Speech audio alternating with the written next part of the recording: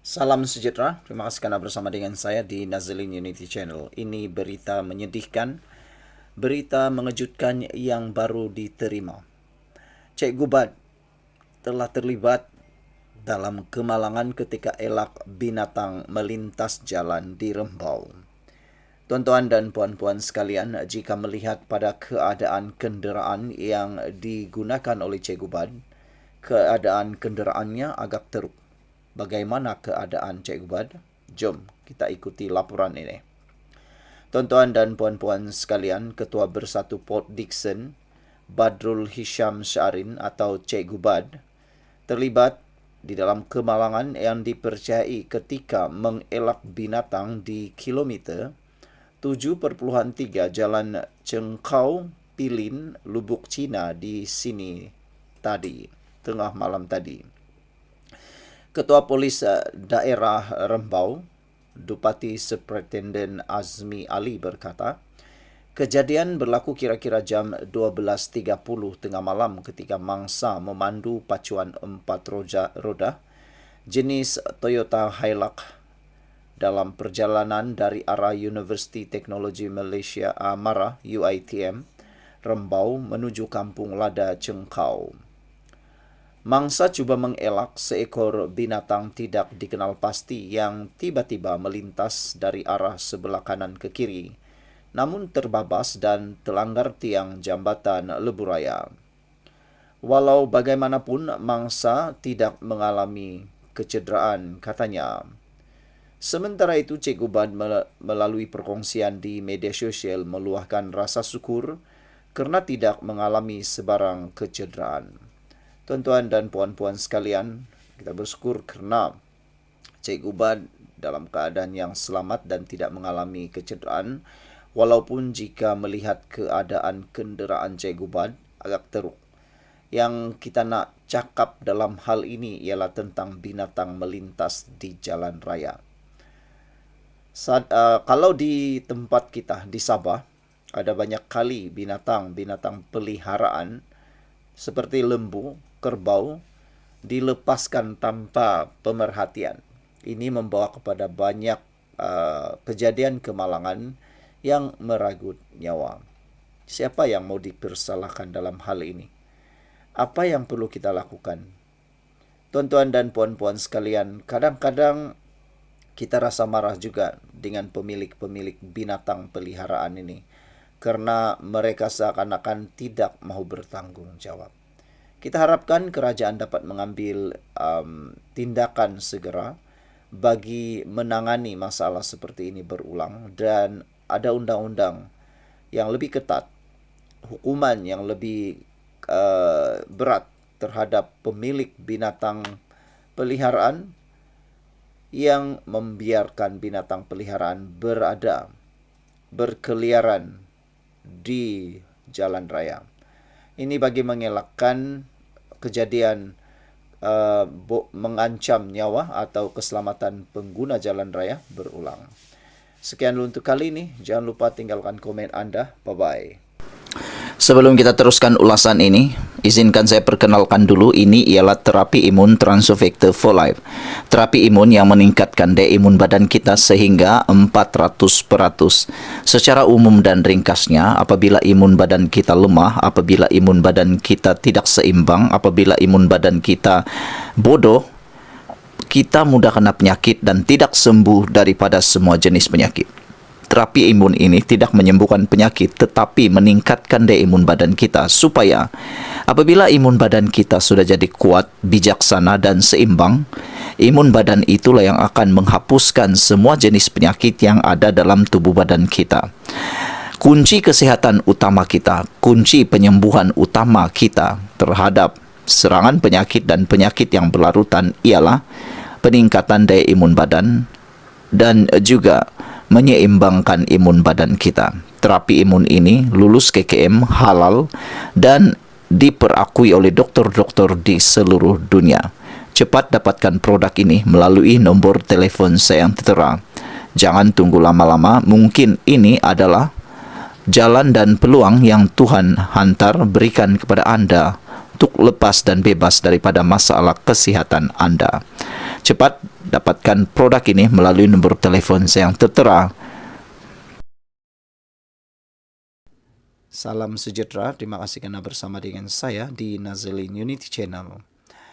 Akhirnya Anwar Ibrahim bersuara lagi berkait dengan perkara penting yang harus ditumpukan dalam negara ini. Kata Perdana Menteri Anwar Ibrahim, jangan terpengaruh isu remeh. Kena fokus bina ekonomi negara. Rakyat perlu memberi tumpuan kepada perkara besar yang mampu menentukan masa depan negara dan tidak seharusnya terperangkap dengan isu-isu yang boleh memecah belahkan masyarakat, kata Perdana Menteri Datuk Seri Anwar Ibrahim. Beliau berkata kekuatan Malaysia terletak pada perpaduan rakyatnya yang berbilang kaum dan saling menghormati budaya serta agama masing-masing, sekaligus menjadi asas kepada kestabilan dan kemakmuran negara. Kata Anwar, kita menghormati nilai manusia.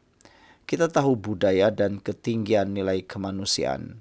Dan ini yang kita pupuk supaya fokus kita kepada nilai dan kekuatan ekonomi.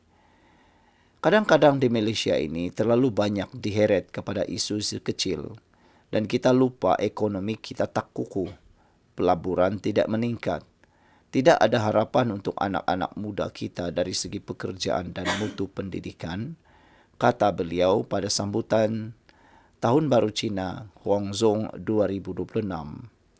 Turut hadir Menteri Pengangkutan Anthony Loke, Menteri Pelancongan Seni dan Budaya Datuk Seri Tiong King Sing, Menteri Perumahan dan Kerajaan Tempatan Ngakor Ming, Menteri Pendidikan Fadilah Siddiq selain Presiden Hua Zong Datuk Lim Kah Chuan. Anwar berkata perpaduan dan keunikan Malaysia terselah apabila setiap perayaan diraihkan sebagai acara bersama tanpa mengira kaum dan latar belakang. Selain sikap saling menghormati yang tinggi ditonjolkan dalam kalangan rakyat. Sementara itu, Perdana Menteri berkata kedudukan Islam sebagai agama persekutuan serta kedudukan bahasa Melayu seperti yang termaktub dalam Perlembagaan Persekutuan, tiada siapa yang boleh mempertikaikan. Namun, pada masa sama, kaum lain berhak mengamalkan agama masing-masing di negara ini. Dalam pada itu, beliau berkata semua rakyat juga mesti menerima kenyataan bahawa dengan menyantuni dan memberi ruang kepada perkembangan bahasa lain juga menguntungkan dan bukan merugikan negara. Sebab itu, dalam isu bahasa, kita ambil keputusan untuk anak-anak kita. Asalkan mereka semua terima kedudukan bahasa Melayu dan perlu tahu sejarah negara, maka belajarlah, kata beliau. Anwar berkata selain bahasa Melayu, bahasa Inggeris dan bahasa Cina juga penting untuk dipelajari dan dikuasai kerana ia melambangkan bahasa ekonomi yang penting di rantau Asia dan dunia. Sekian untuk kali ini. Jangan lupa tinggalkan komen anda. Bye-bye. Salam sejahtera. Terima kasih kerana bersama dengan saya di Nazilin Unity Channel. Ini pengakuan terkini Rafizi Ramli. Anda mungkin peminat Rafizi. Anda mungkin pentaksub Rafizi. Saya pun tak tahu di mana kedudukan anda. Tapi Rafizi kata, jika anda tak tahu nak undi siapa, tunggu Jun, kata Rafizi. Cara Perdana Menteri Anwar Ibrahim mengendalikan pelbagai isu termasuk kes rasuah dan perkara penting bagi golongan progresif serta bukan Melayu menyebabkan peningkatan rasa kecewa dalam kalangan penyokong teras PH.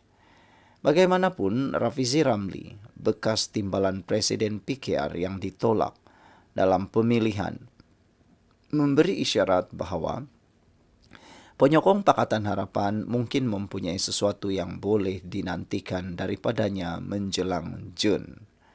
Dalam temu bual dengan BFM yang disiarkan semalam, Rafizi berkata dia dan sekutunya terbuka untuk membawa haluan sendiri. Ditanya sama ada haluan itu, ini akan melibatkan penubuhan parti. Anggota Parlimen Pandan itu menjawab bahawa mereka mahu memberi pilihan kepada pengundi, terutamanya golongan muda. Namun bentuknya hanya akan diputuskan dalam beberapa bulan lagi. Kami sedang melihat angka. Kami melihat segala kemungkinan, berbagai kemungkinan konfigurasi politik. Tetapi saya rasa Anda akan mendengar lebih banyak daripada kami selepas Jun, kata Rafizi lagi. Bagi mereka yang merasakan ini sudah berakhir, saya tidak ada pilihan untuk mengundi siapa, karena saya rasa begitulah cara saya terjun ke politik pada tahun 1998. Saya mahukan pilihan, kata Rafizi. Jadi, saya mahu memastikan generasi muda terutamanya tidak dinafikan pilihan tersebut, katanya. Sama ada mereka akan menang atau kalah, katanya, hanya masa yang akan menentukan. Rafizi semakin menjauhkan diri daripada PKR selepas tewas dalam perebutan jawatan timbalan presiden pada pemilihan parti tahun lalu kepada Nurul Izzah Anwar dan kini merupakan pengkritik keras Anwar. Minggu lalu dia memberi gambaran akan mempertahankan kerusi Parlimen Pandan, tetapi berkemungkinan besar bukan sebagai calon PKR.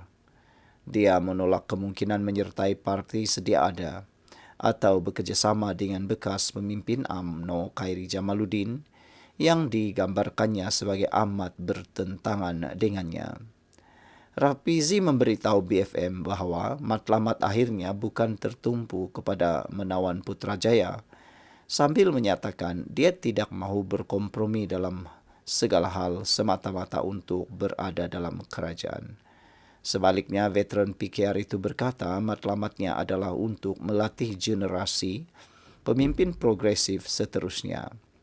Saya mempunyai 1 atau 2 pusingan lagi untuk memastikan sebagian daripada ahli politik muda yang progresif dan bersih ini benar-benar boleh berdikari dan menjalani tempo penuh kerjaya mereka. Saya rasa jika mereka bertahan sehingga usia 50-an dan melalui pengalaman dalam kerajaan atau sebagai pembangkang kanan, itu akan memastikan kita mempunyai barisan ahli politik yang baik untuk tahun-tahun mendatang, kata beliau. Kerana mereka akan dapat melatih orang baru dan berkata, lihat saya berjaya lakukan, saya tidak ambil duit, saya pegang teguh pada prinsip dan saya bertahan. Saya membawa perubahan, itulah matlamat akhir saya, kata beliau lagi.